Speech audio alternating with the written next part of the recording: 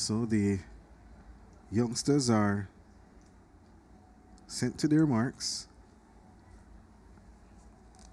Nyron Wade of Jamaica would want to put his champs experience behind him. Off they go.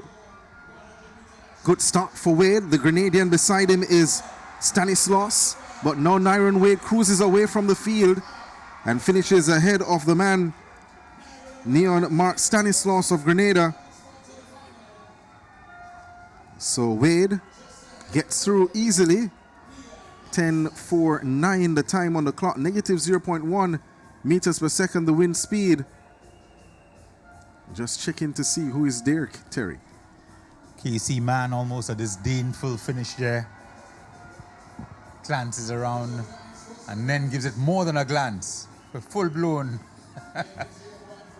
look about to see what else is everyone doing. How are you guys? You okay? Was third at the Carifta